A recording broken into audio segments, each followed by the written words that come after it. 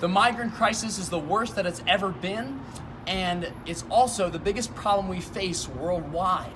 I'm in Tucson, Arizona with the Park Scholar program, and we have been eye-opened and mind-blown by this issue right here in Arizona's backyard. And I will say that the Trump administration injecting fear within our nation has only divided things more. We had the incredible privilege to work with Iskashita Refugee Network, Humane Borders, and also Owl and Panther. We also had the beautiful opportunity to visit a local reservation, and their nation is divided by the border. This is really incredible information, and we're about to expose to you more. My name is Kendall Jose. I'm the Vice Chairman of the Chicocuk District on the Dawn Autumn Nation located in southern Arizona. Hi, I'm Juanita Molina. I'm the Executive Director of both Humane Borders and Border Action Network. Micah Hadley, I'm the Harvesting Coordinator at Iskashita Refugee Network. My name is Michael Wilson. I'm a member of the Dawn Autumn Nation. I'm a human rights activist. My name is Barbara Eisworth. I am the Executive Director at Iskashita Refugee Network. My name is Stephen Saltonstall. I am a volunteer for Humane Borders. Humane Borders provides humanitarian aid along the U.S.-Mexico border by providing water stations and a death mapping program. Currently, we're standing at the U.S.-Mexico border. Iskashita is a Somali Mai word that means working cooperatively together, and we're a nonprofit that works with refugees specifically to reduce food waste in Tucson while giving them the opportunity to improve their own food security and general self-sufficiency. I started putting out water on Dawn Autumn Nation in the summer of 2002, specifically in the Barbecue Valley, which was identified as the deadliest migrant trail in the United States. Global refugee resettlement, the extreme vetting that has always been the case. The average refugee stays 17 years in a refugee camp. I don't think that people who are crossing the desert deserve the death penalty for violating our immigration laws. They're human beings, just like us. Most of them are coming here trying to escape gang violence or political oppression. Some people come for economic reasons, but that's a minority. 50% of migrant deaths in southern Arizona were taking place on the Dawn Autumn Nation, and the epicenter for that migrants dying was in the Barbecue Valley. So they're not hop, skipping, and jumping into the United States. They're vetted by 5, 6, 7 different government agencies along the way, and years apart. Everybody's immigration story has to match. It's extreme vetting that already exists.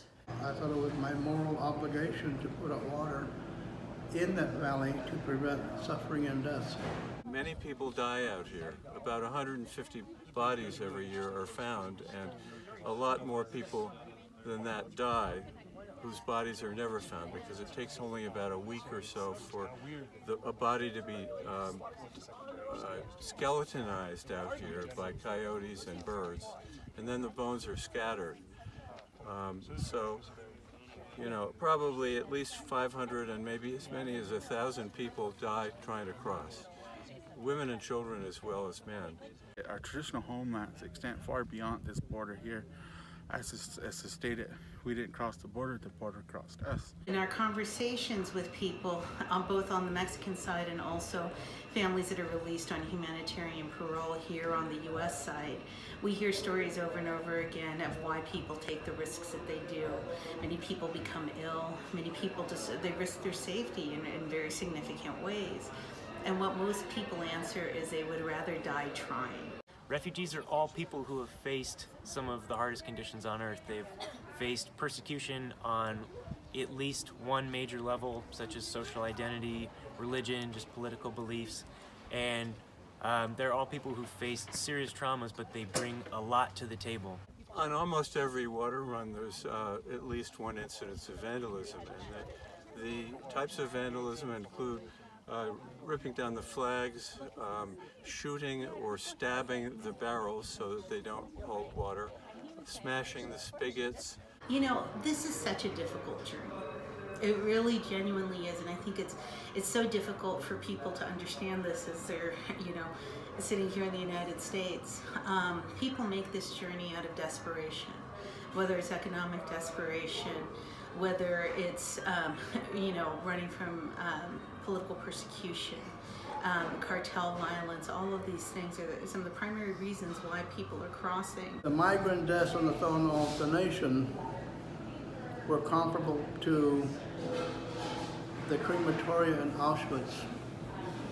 That when you saw smoke rising from the crematoria, the citizens of Nazi-occupied lands knew what was going on and did nothing or remained silent. And I find that moral equivalency here in southern Arizona, that people, specifically on the left, know that migrants are dying on the nation and remain silent, as if silence is a safe, neutral position. It's not. Silence perpetuates evil. For the most part, in the way it's described in the whole political discourse in the United States, of making it seem that people have other options that they just haven't explored in their countries, and I find that not to be true. Well, mostly they die from lack of water, those that die out here. Primarily, from dehydration and also, heat stroke. But they have a much better chance if they have enough water.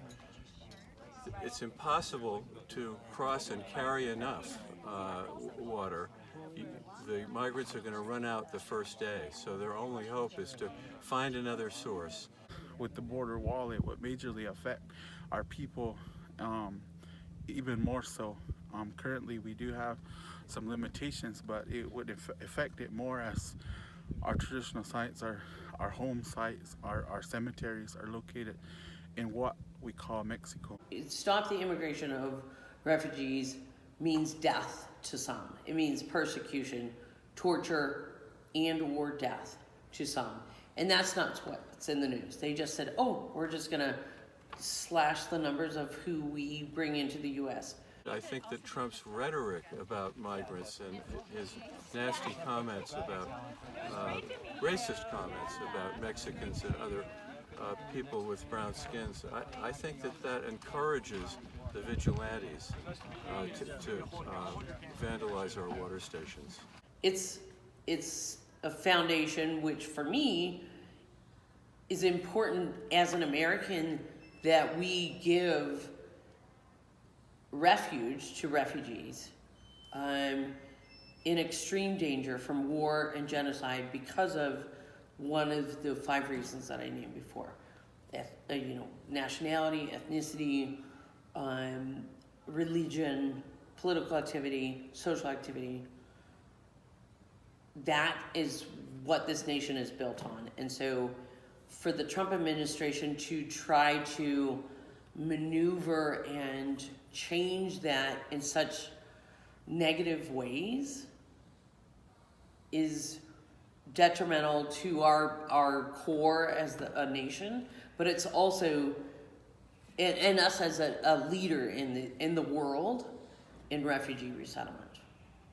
Anti-migrant groups, these racist private groups, are killing people out here, and they know they can get away with it. They also rape women out here. So I would ask the administration, Mr. Trump, that we would not want a wall.